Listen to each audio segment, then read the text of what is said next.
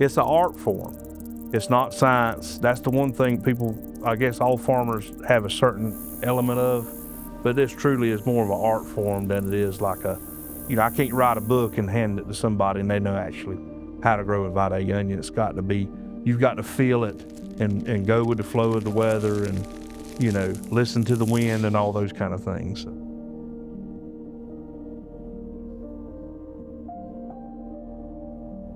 That would be the value in that field.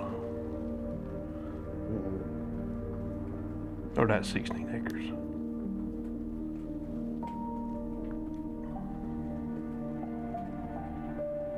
And actual receipts. It was 75 cents, right? It was 75 cents per pound? 62 and a half, 75% pack out. Back out. Okay, The county line, we own land and literally lived, right on the county line for Tattnall and Toombs County. And coincidentally, Tattnall and Toombs are the biggest onion producing counties in the Vidalia district. So, but that's kind of where I'm from.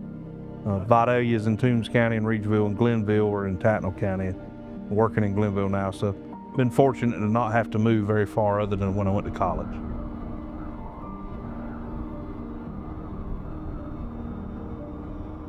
Us forcing our will upon this field and nature never really pans out. I've observed that for a long time, and we're stewards of what the Lord gives us. The Lord gives us the ability to grow sweet onions here.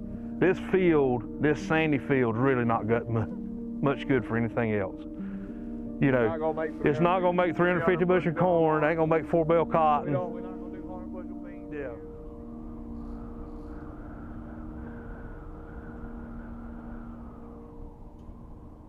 That's an onion root from over here, probably. They out here in the, see, look in there. Yep, look. You got like if you can imagine old-fashioned mop, that's what you're dealing with. So it's not a tap root, it's a mop.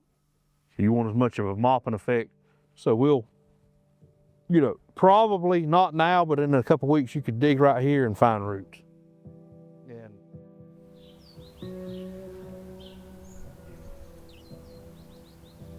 like I tell people all the time, onions really found me. They were the crop.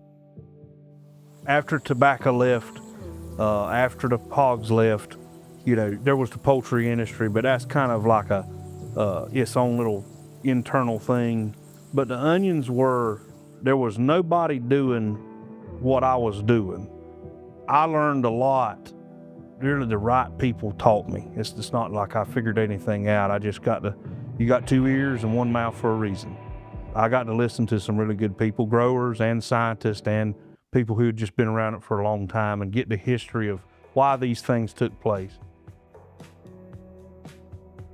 This onion is something that, again, would have been planted normally later, but you can already see that it's got adequate sizing. The tops are healthy, and what's going to happen here is these onions are going to continue to develop. Probably the thing I've learned the most is what I don't know.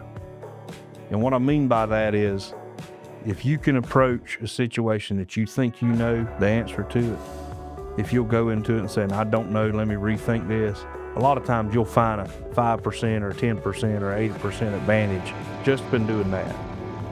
Habits, people do things by habit, and farmers are no different. We like planting on a certain day, and we like fertilizing so many days after that planting date, and we do that for a reason. And our neighbors do that for a reason.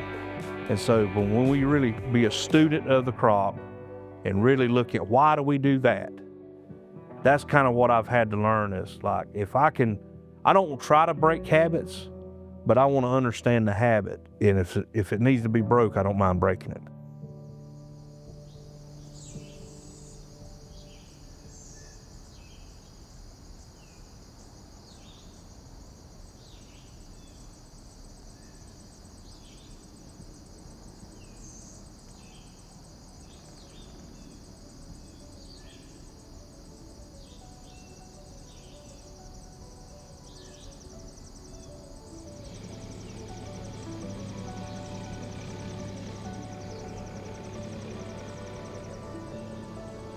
did I position my children for success? That means different things to different people. Some people that are farmers, I'm not, they want to have the farm in good financial standing for their child to take over or move into. That's not probably ever going to happen for me because I don't own a farm and I don't want to own a farm. But do I set them up for having the character and the knowledge and the ability and the diversity of background to be successful? I saw God's hand on me early on. The things that I had to experience that were negative, that was for a reason. And I was steered at the right time, at the right place, and around the right people, that for a reason. And if I have any professional integrity or any standing or anybody thinks anything of me, I want them to see that it was God doing it, not me.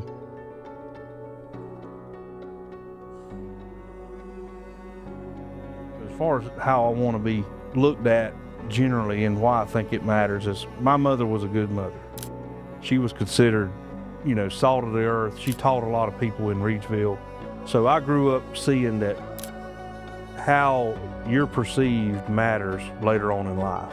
God put people in my life at the right time in the right way to learn all these things. For if somebody listens to me from another state or another country and they get something out of it, that ain't got anything to do with me.